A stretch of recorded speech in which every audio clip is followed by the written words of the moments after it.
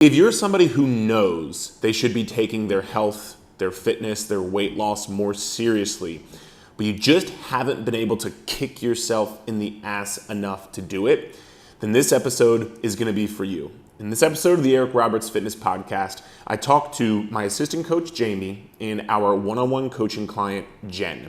And Jen's story is really relatable because she had a pretty intense, a pretty traumatic, and a pretty serious health scare that almost took her life.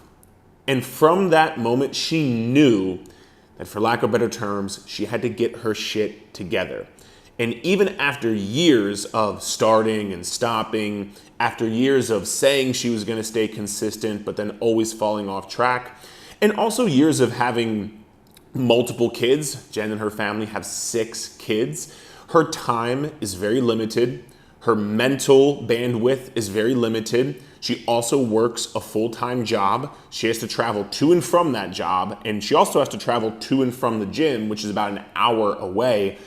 And yet somehow, Jen has still been able to lose a tremendous amount of weight, over 130 pounds. And she's also been able to get a consistent workout routine and a consistent nutrition plan despite all of these challenges and obstacles. So like I said, if you know you need to get your shit together, hopefully this podcast will give you that kick in the ass that you need, just like Jen had the kick in the ass that she needed as well. And while you're listening, this podcast will be coming out sometime around Christmas. And so I just want to say happy holidays and Merry Christmas to you and your family. And heading into the new year, we're going to be doing an 8-week challenge for our one-on-one coaching program. This is the same program that Jen is in right now.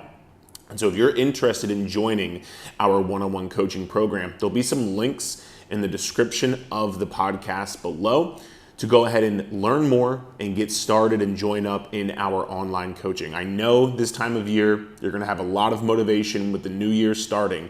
Just make sure you use that motivation smart. You get somebody to hold you accountable. You get somebody in your corner. You'll hear Jen talk about how she doesn't think, actually, I think she said she wouldn't be able to do what she's done without Coach Jamie and our online coaching program. So if you've been on the fence, this is the time to take action. It's the time to take the next step forward so you can see results and live the life that Jen is living now that I know you want to live. So again, link in the show notes of the podcast in the description below. Other than that, hope you have a great time listening. I know you will, and we'll chat next time.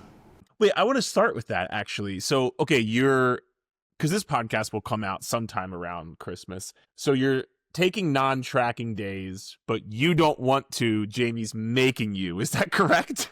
Yes, I do not want. What? Okay, so why not? Why do you not want to? Because I'm afraid that I'm going to fall back to the way I was before. I've gotten so used to tracking, and that helps me keep track of what I'm eating throughout the day.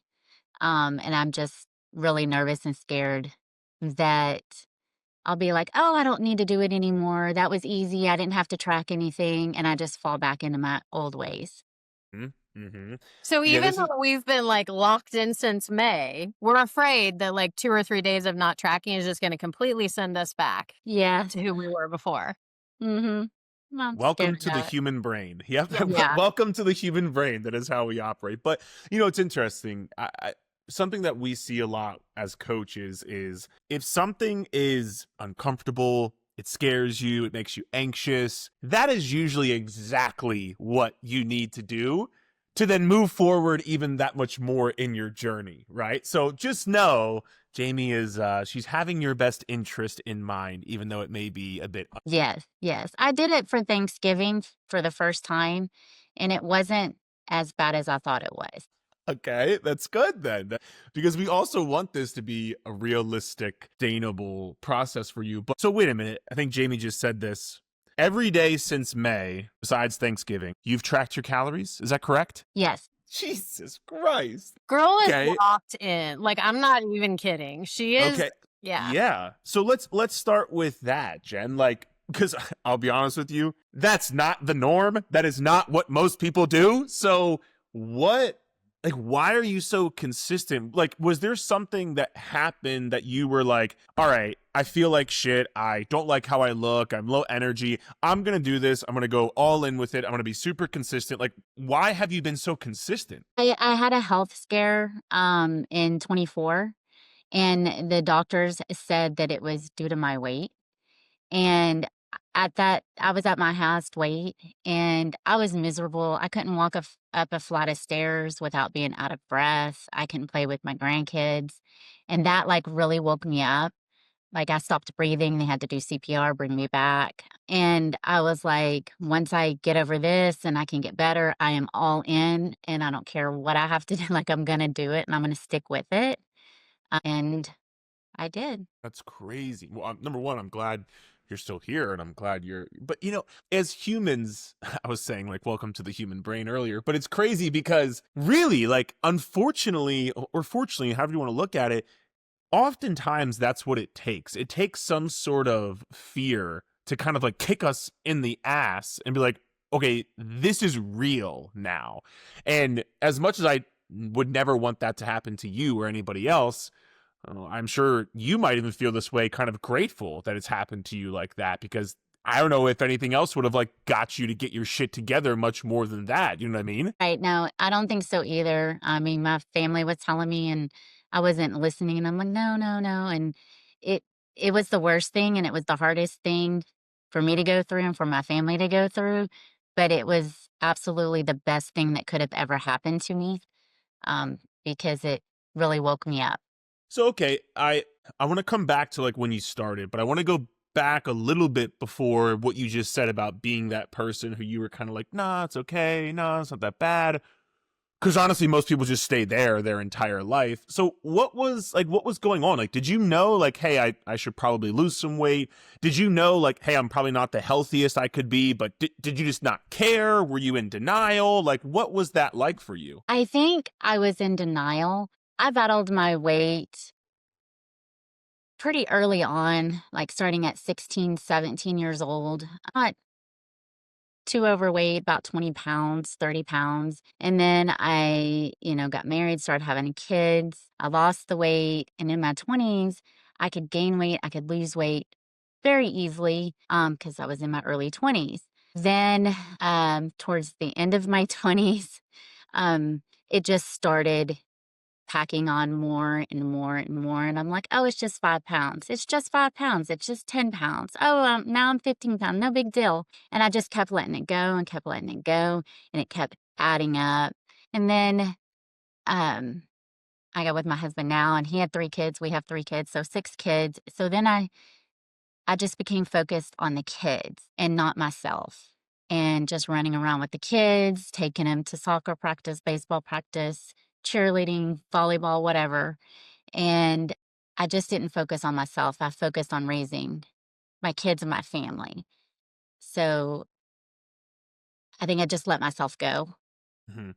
And that's thank you for sharing that, because I know there's going to be a lot of people, both I think moms, dads, parent, like people who are in grad. Like we just had one of Jamie's clients, Nearji, on the podcast, and she was kind of talking about I was in grad school and like I just kind of like I let myself go, and so I know a lot of people will resonate. Okay, so that's interesting then. So knowing how consistent you've been now, I'll kind of ask you, Jamie, like as the coach, I know we will get clients sometimes who are like Jen, who come in and they're just like super dialed. And then we get some people who, not that they're bad, but it's just like maybe it takes them a little bit longer to kind of like have that mentality to things. So what was it like kind of seeing Jen get started? What, could you tell right away this is kind of like who she was and what she was about? Nutrition wise, yes. Jen was fairly new to working out. So it kind of became apparent early on that really where she was going to need, like, I was able to just set and forget her nutrition targets. Like, she was just on it. She was no stranger to tracking.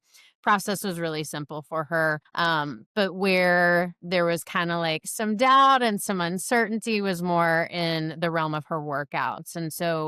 And really, it's been this way since the beginning, but we focus a lot on her form videos and her technique and really learning how to like safely push herself in the gym. She's way stronger than she gives herself credit for.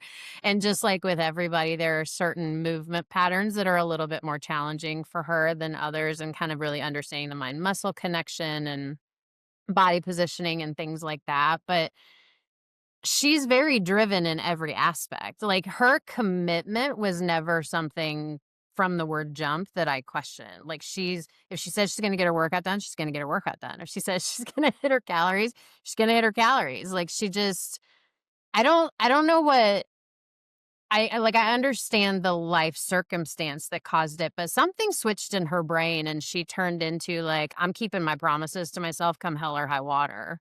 And it's never been in question since she Hmm. started. Hmm. Yeah, I mean, Jen, I can tell you're kind of like nodding your head there. Like, do you have anything to kind of add to that? Yeah, I mean, in the past, I've always tried and given up, but this time I was like, "No, I am all in, and I am going to do it." And, my family was very supportive, but they were like, "Oh, okay." And now they're like, "Oh my gosh, like you are actually sticking with it." And I'm like, I'm changing everything. Like, I'm not just changing my eating and going to the gym and working out, which I had never done before. But I changed my entire lifestyle. And I kept telling my family, I want a lifestyle change. I don't want just something temporary. I want to change my lifestyle. Hmm.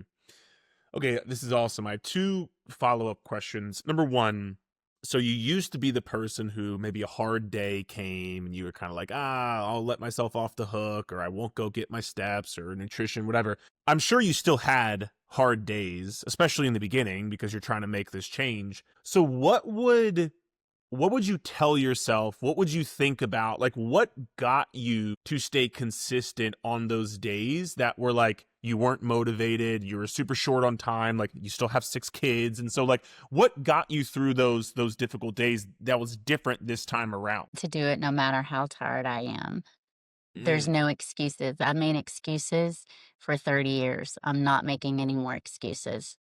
okay, that's awesome. So then my next follow up question too is, I feel like a lot of people, they'll get started with something, that initial motivation kind of fades out, and I don't want to say it, but they kind of are looking for that like quick fix where it's like, I need to lose a certain amount of weight in a certain amount of time. It needs to be fast. I need to see this progress. Why were you so bent on having this more lifestyle change this time around? Me, it wasn't just about weight loss. I wanted to recomp my body.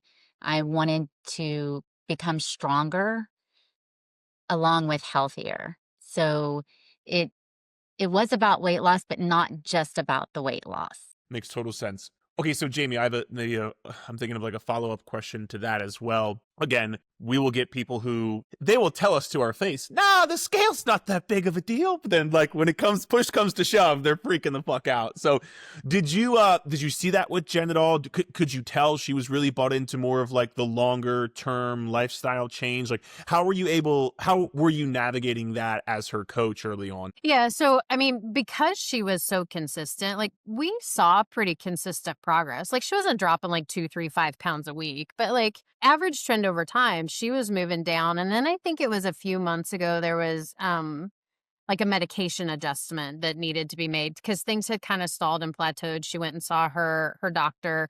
An adjustment was made, and we ended up on the back side of that just adjusting calories a little bit. But even at that point in time, like there was no like, oh my god, the scale's not moving. Like, I'm failing now. This was working and now it's not working. Like, that was never her response. It was just kind of like, I don't understand why like we've been making all this progress and now like the scale is plateauing. And so, there were some other mitigating factors there that kind of needed to be looked at. But then once we got the medication dialed in and we got our calories back dialed in, like again, she's just back on this downward trajectory and making progress week over week. And so it's never been like, she gets much more ramped up, amped up, concerned about progress in the gym and form than she ever has about the scale. That's funny. Okay, that's interesting. So I guess Jen, I'll ask kind of follow up question there. I mean, were there ever times where you were like, "This isn't working. I should stop. I should quit. I should do this," or was it always like just steady? Hey, I told myself I was going to do this. It doesn't matter. I'm going to stay on track. This is easy for me. Easy to not quit. Like, what was the internal dialogue going on for you? Bad. I Okay. battled. Oh, do I want to stick with this? This is hard. I don't feel like doing it, but I just kept telling myself, I'm going to do it. Just stick with it. Consistency is the key. You're going to see things. You just stay consistent and stay consistent.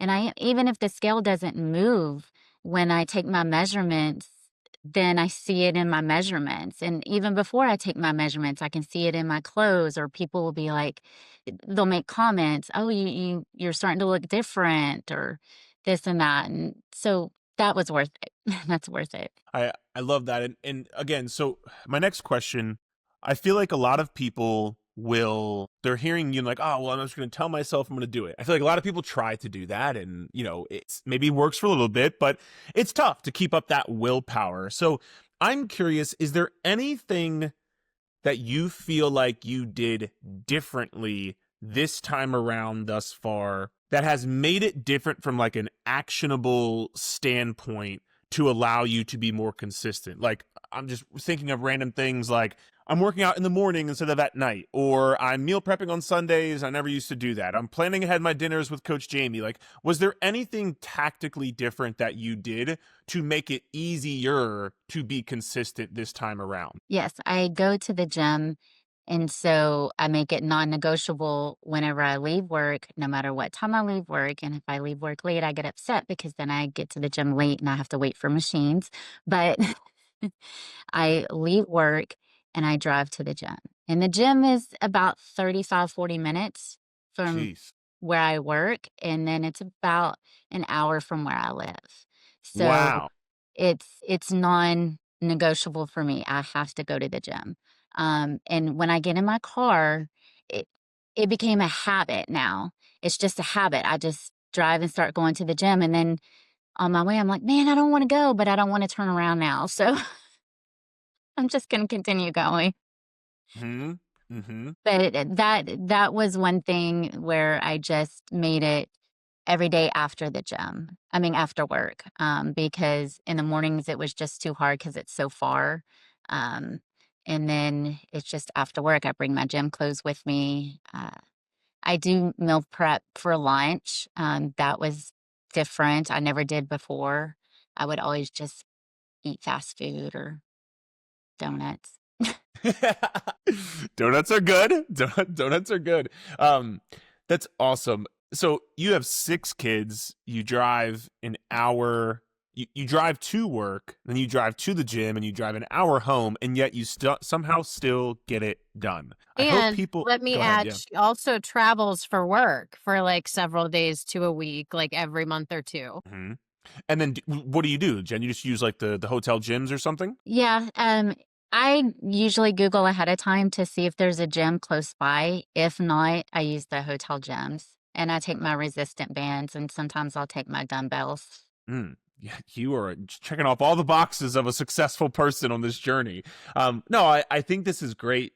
I hope people are listening. I had somebody that I'm not trying to be mean, but I had somebody the other day email me and was like, Eric, I work 9 to 5, from home, a corporate job. It's really hard for me to get to the gym. And I'm like, lady, I am going to lose my mind. Like, I get it. Like, it's different for everybody, but I hope people listening to you and your story, it's like 6 kids, driving to an hour, driving to the gym. And how many days a week do you work out? And now I do 3 days. In the beginning, I did 5, but now 3 days. Nice. Okay. And okay, so that's different. How are you liking that? How has that been? When I first came with Jamie, she changed it from 5 to 3, and I was like, what? Why?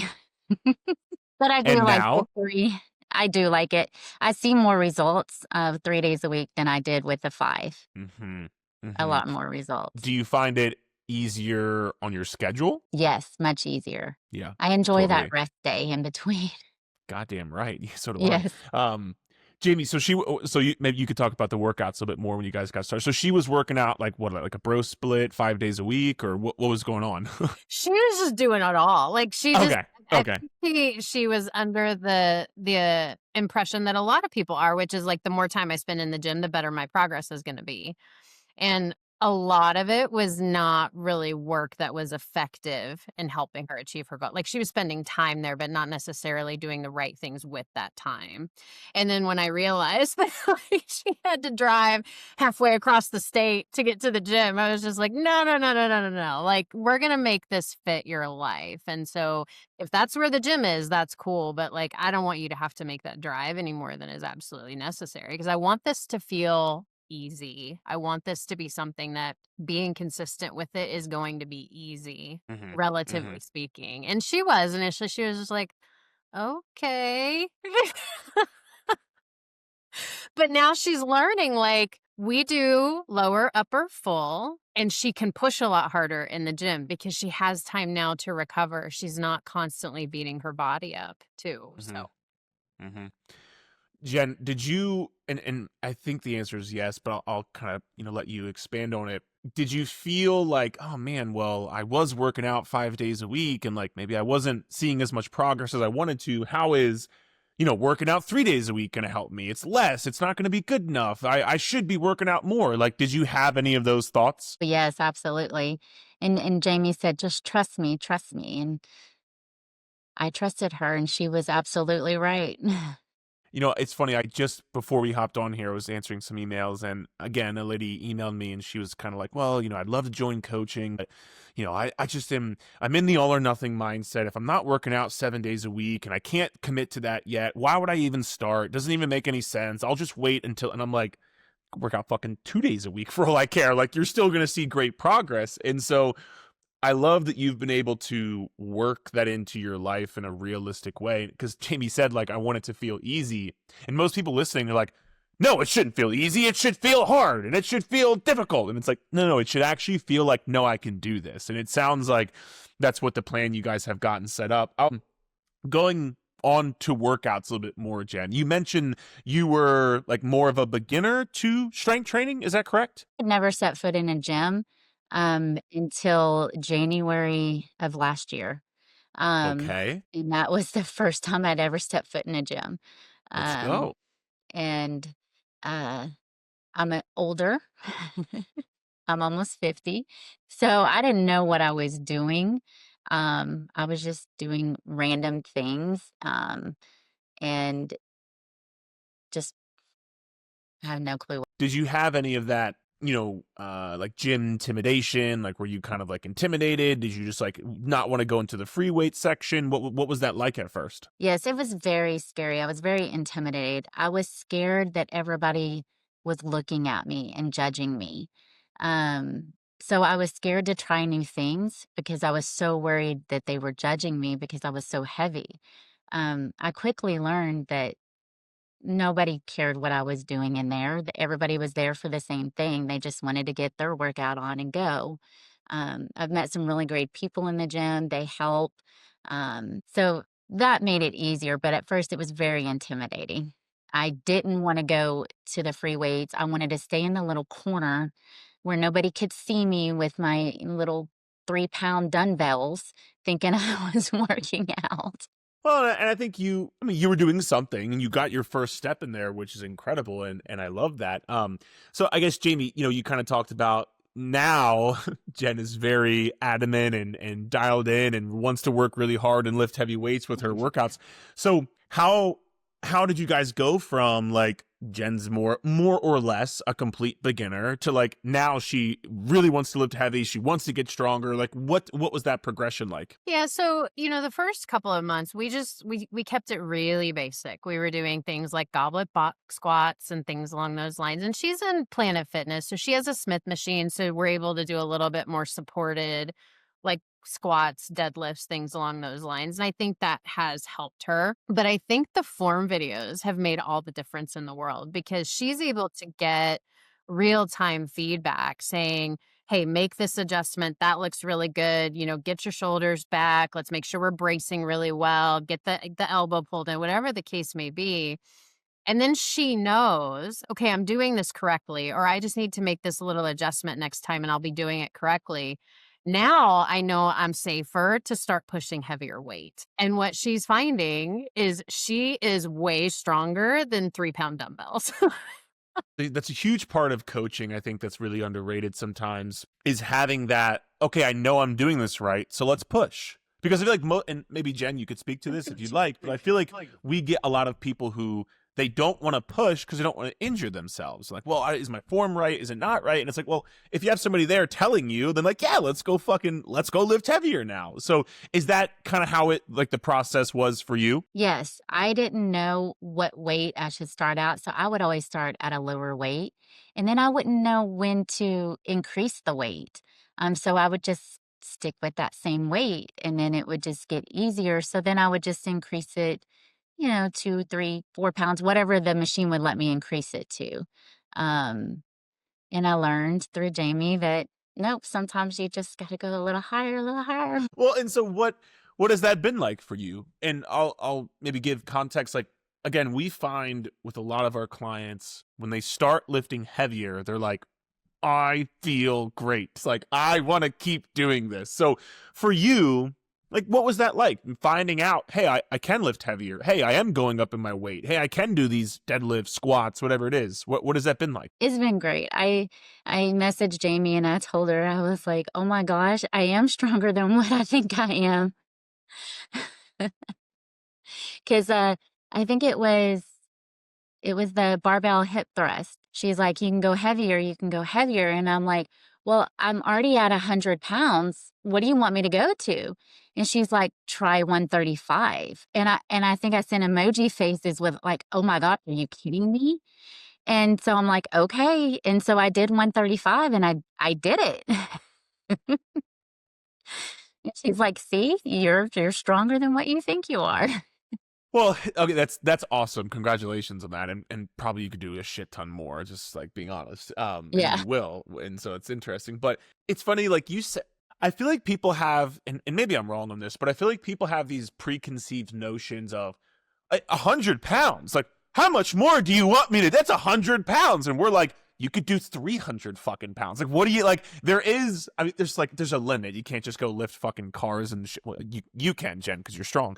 But like, there is no limit. You could just whatever you can do, go and do it. And so I guess maybe that's a question I'll ask you, Jamie, is how, as a coach, like how do you help clients overcome maybe that limiting belief of like, well, I'm already lifting 100 pounds, or like, can I really go up to the 35-pound dumbbells? Can I even get them up in the air? Or like, how do you help people overcome that? Yeah.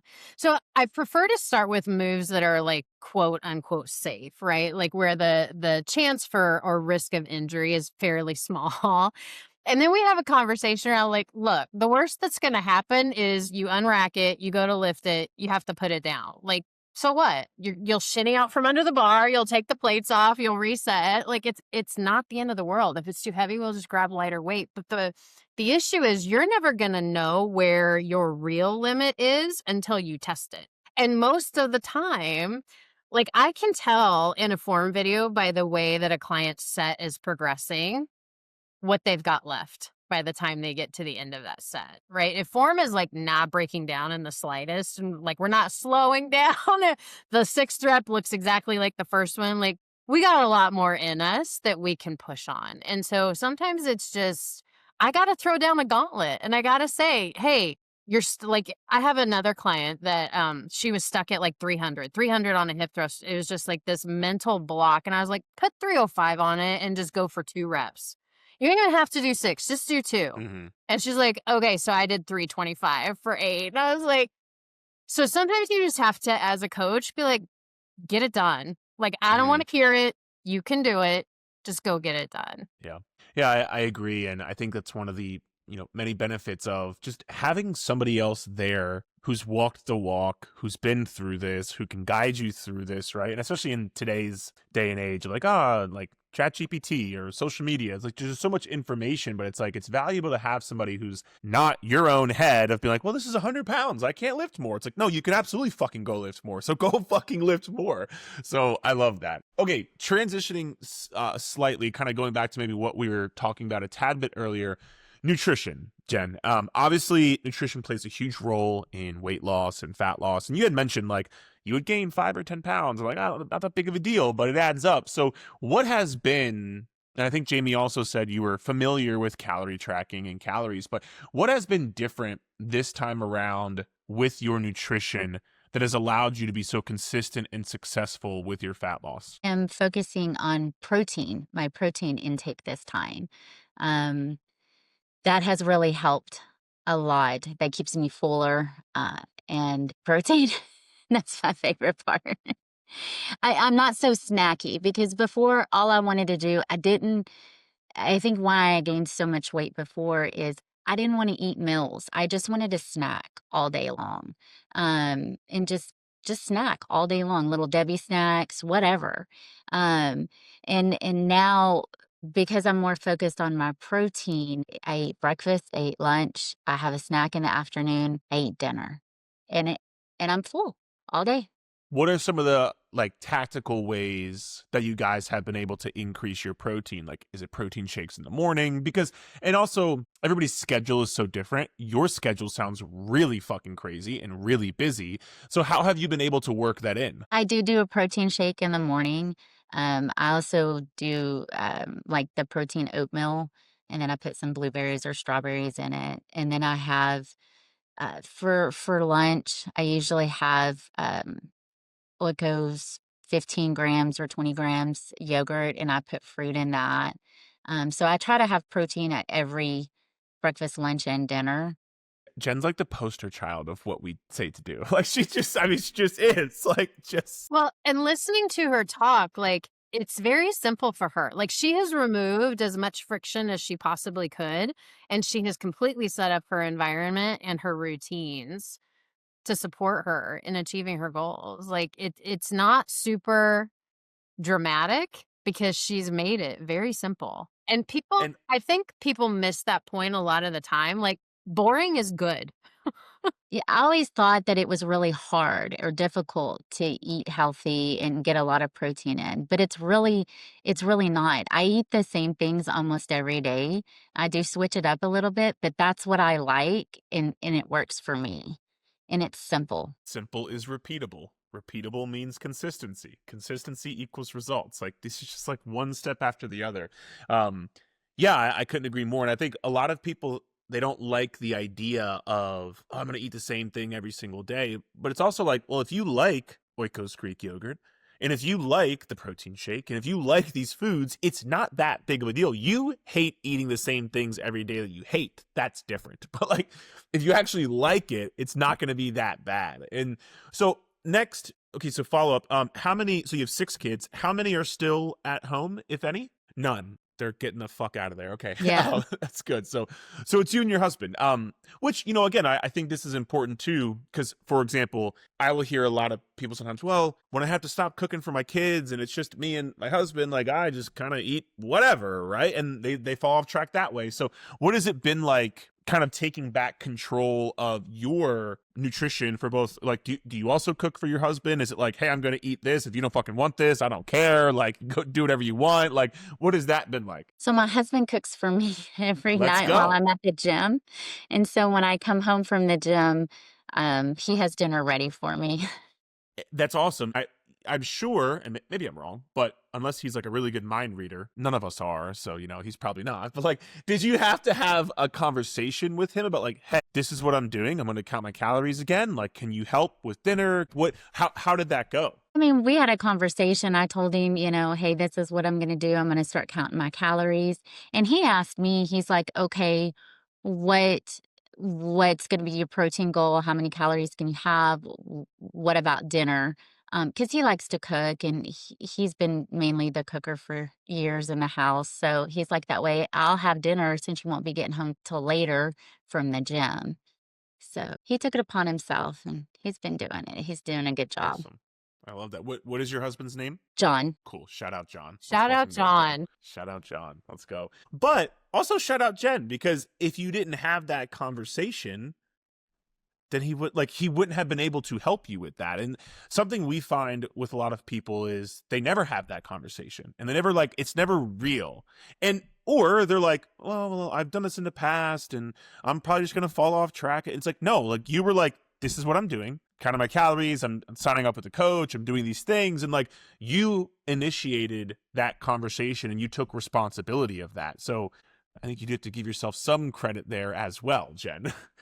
Well, and the other thing that's really cool is she's also able to maintain while she's on the road and away from home for several days to a week at a time. So maybe Jen, talk about like what is your approach when you travel to managing your nutrition? Because you largely stay in your calorie target and hit your protein while you're on the road too. Yes, I look at, the restaurants ahead of time, like what's around. If I don't have a microwave or a refrigerator in the hotel room, if I do, I take my yogurt, I take my, protein shakes, I take my oatmeal, and I make it in the hotel room. But then I look at the restaurants ahead of time and I look at their menus, to see that way I know where I'm gonna go eat at, and I It's try to planning. count it ahead of time. Mm-hmm. Mm-hmm. You're doing a lot of pre-planning, which again is something that we find with the successful people, right? It's like you gotta take time to plan ahead. I take my own snacks. I went to a conference in October and, we had lots of cookies and ice cream and candy bars and stuff like that, and I brought my what did I take? I think I took, not granola bars, protein bars and, beef jerky and stuff like that. So now I'm over there snacking on that.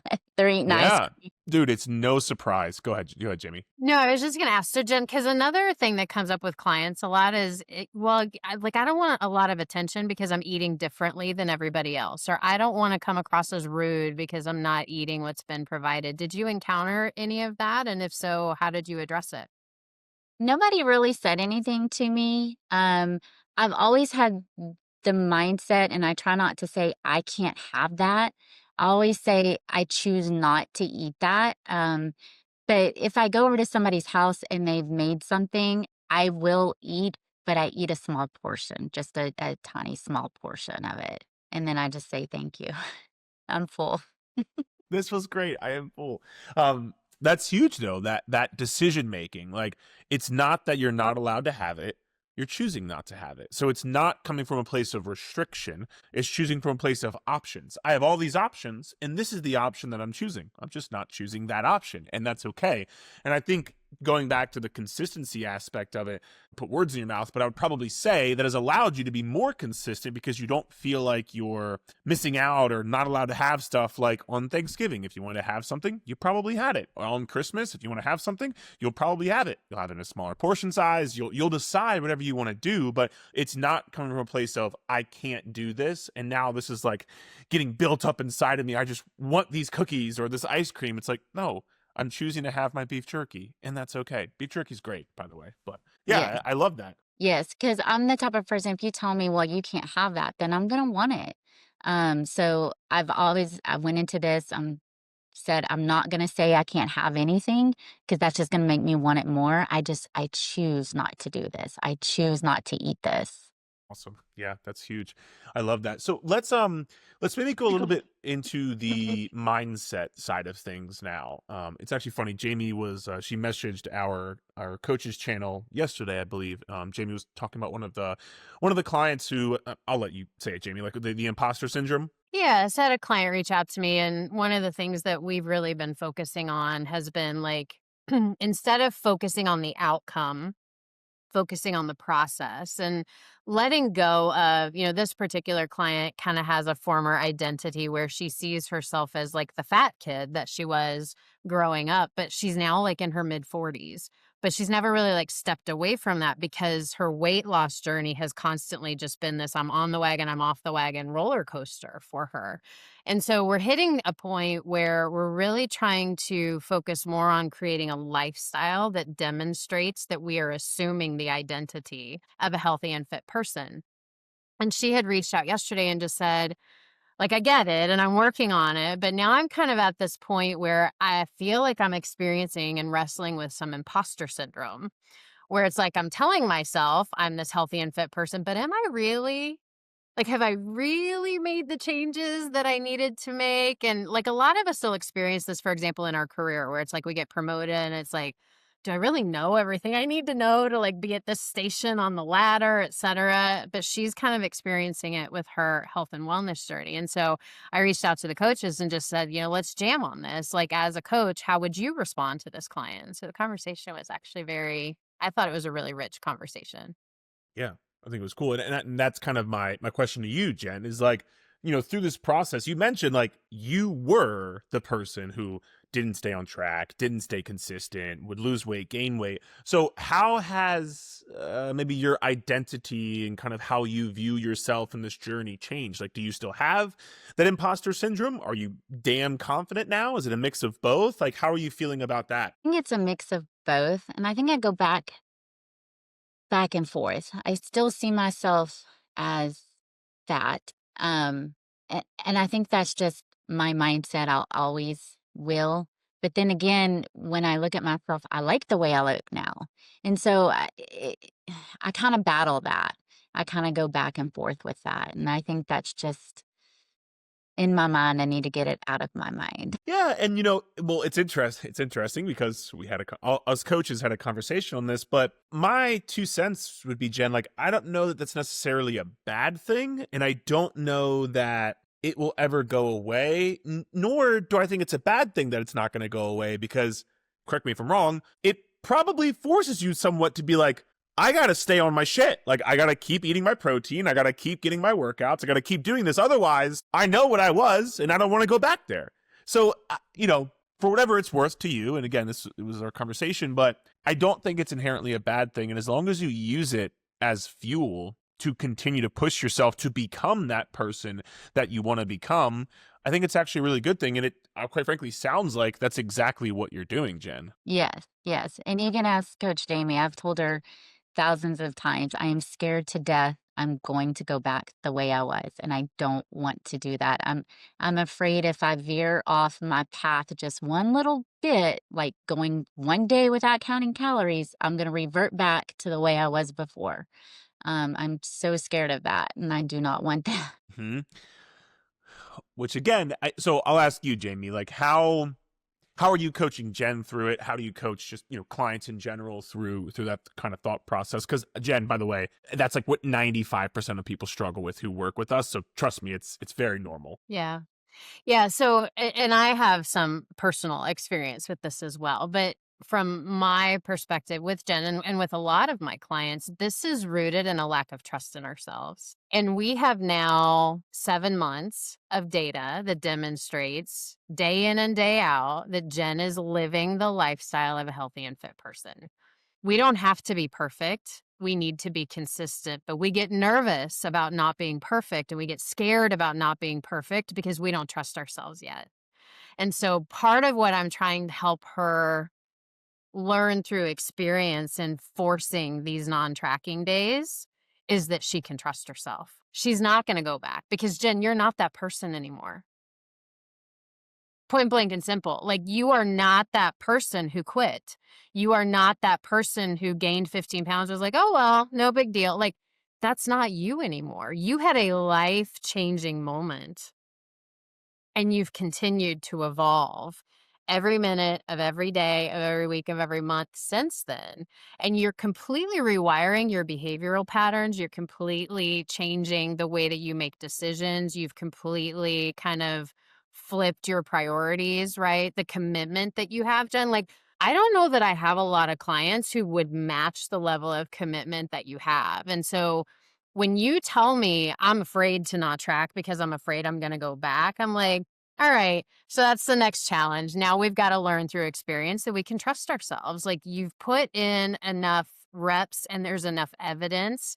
I mean, you work in law enforcement, right? Like, there's enough evidence to prove the case that you're not an imposter. You're not that person anymore. And we just got to learn how to trust that. No, she's 100% right. I mean, I don't trust myself. I'm slowly trying to. Well, 2 things, Jen. And again, this is a really great conversation for everybody listening.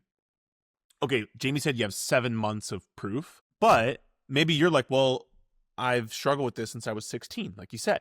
So it's like, it might just take a little bit more time of just consistently showing up. And then in 12 months, in 24 months, in 36 months, it's going to be that much stronger, that much stronger, that much stronger. So it, like many things in life, it takes time. But the more you are in it, the more you're investing. So that's the first way to think about it. The second way, and I'm this is what's coming to my head for these like non-tracking days, is you love the gym and you like lifting heavy now. So I almost think of it like PRs in the gym, where you work, you get stronger, and then maybe one day Jamie's like, go for 3 reps on squat or deadlift, and you're kind of like, fuck, I don't know if I can do that much weight, Jamie. But then you go and do it and you're like, oh shit, like I can do this. I do have the strength to do this.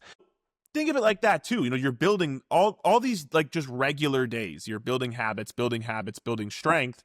And then when you have these non-track days or a day that doesn't go perfectly, you can trust yourself to say, no, wait a minute. I'm equipped with this. I can do this. Yeah. And I also think, remember, Jen, you took non-tracking days at Thanksgiving. You got right back on track, right? That's more proof that you're not being perfect is not going to result in you going back. She's a bust out when it comes to this. I can tell. I can tell. But man, when we get to this, it's just like, yeah, I can tell. It's okay.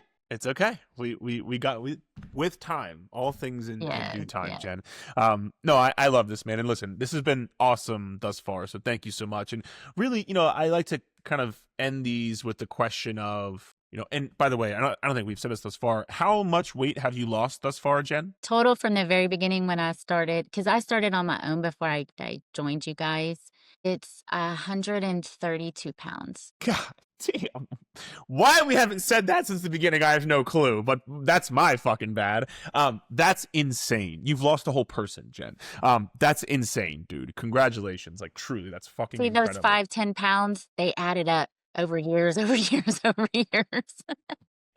I mean, dude, that's what when I show people how much you have to overeat to gain a pound, they're like, how the fuck am I 100 pounds overweight? And I'm like, it adds up over time. It's just like anything else that adds up over time, right? We just talked about the more you trust yourself. So yeah, 100%. So lost a whole human being, right?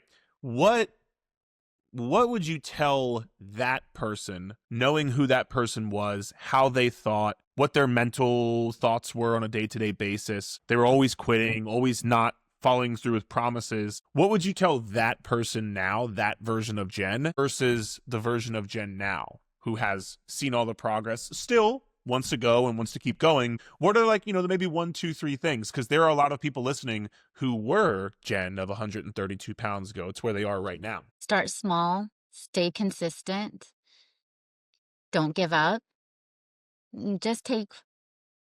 Don't try to change everything at once, because that's too much. Just start with, you know, hey, I'm not going to drink caffeine anymore. Or, hey, I'm not going to eat Little Debbie snacks. Pick one thing, stick with that for a couple of weeks or a month, and then move on to something else.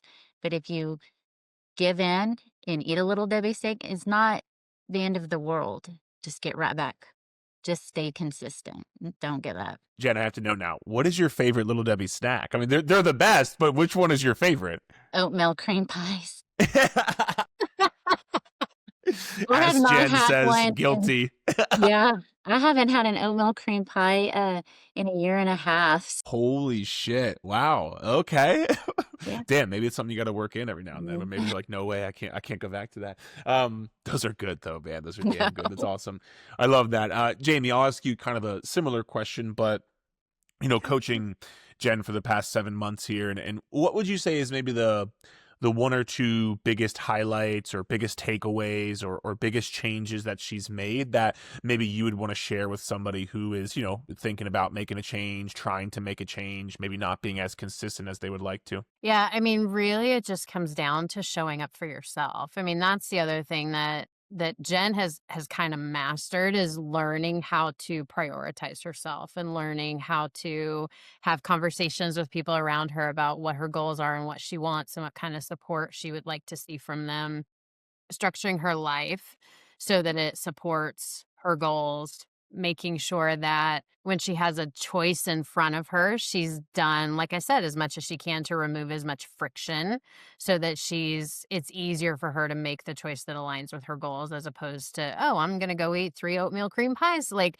you know, for a lot of us that kind of struggled with emotional eating and eating as a pastime, etc. Like for a lot of us, we need to just remove the oatmeal cream pies from the desk and make it easier for ourselves to stick with our eating our meal prepped food. So it's really practical things like that that she's done that have set her up, I think, for the most success. That's awesome. And it's interesting you say that, because I almost feel like Jen is like not taking those things for granted, but it's almost like she's not even thinking they're that big of a deal, because that's just what she does and that's just who she is. And that's why I kind of asked that question earlier, like, hey, what tactically are you doing to make this change? Because those are big things, Jen. And again, I hope you can take a second to give yourself some credit and acknowledge that, because like, I know it's probably just kind of like, well, yeah, this is what I have to do, and you do it, but that's also why you're seeing all this great progress. And so, yeah, I mean, it's just a kudos to you, Jen, really. Yeah. Yeah, I don't I also think though there's a lot to, when she says no excuses, that's what she means. And like she's not an asshole to herself by any stretch of the imagination, but she is not ever looking for a loophole. can't, because I know myself. Like I I know myself, and I know I have to continue to do that, or I'm going to just give up, and I don't want to do that. So I have to stick with no excuses, no matter what, no excuses.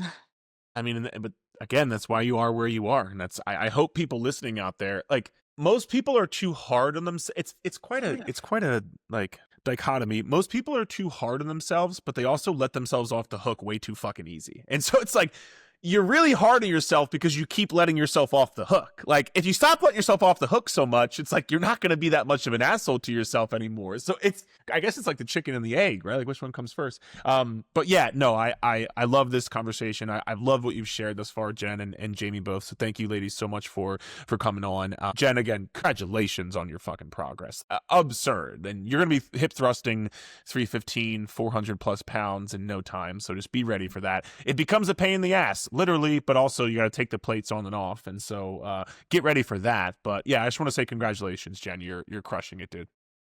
Hey, Jen, I have a question for you. Yes, ma'am. What would you say is the most significant impact that signing up for coaching has had on your journey? Oh, I have so many. No, I really do. You don't know how much you guys have helped me as far as not with my nutrition, and then in the gym, and then with Jamie, just with the mindset. Because sometimes I'm just like, oh, I can't do this. She's like, yes, you can. Or I'm like, oh, the scale's not moving. She's like, it's okay. So I tell everybody and anybody about you guys in the one-on-one coaching. I mean, I'm probably going to do this for the rest of my life. Like, it's just going to be like, it's just something that's a part of my life now and a daily, and it has helped me not only physically, but mentally, my mental, as far as in the gym, what I think about myself. So it's not just one-on-one coaching, it's kind of therapy too, you Well, know? and I think we believe that's somewhat of what great coaching is. It's helping you change the way you think and your behaviors and your mental patterns, and being there to reassure, being there to reinforce.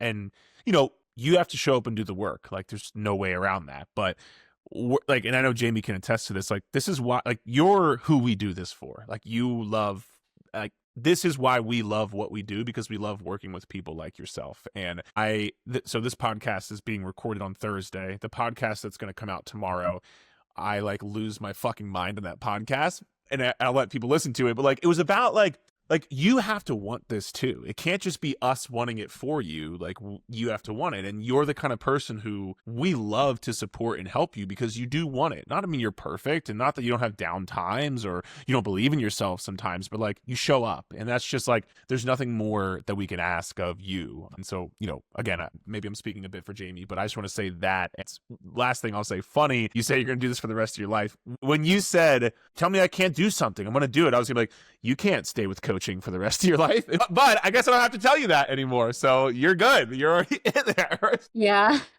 So Well, yeah, and I man. just think it's really important to highlight because so many people are like, I've got this. I should be able to do this. I don't need any help. Like, it's not that hard. Like, but I think the people who kind of like throw up a hand and say, I need some help. I need some support. I need some guidance. I need a partner on this journey.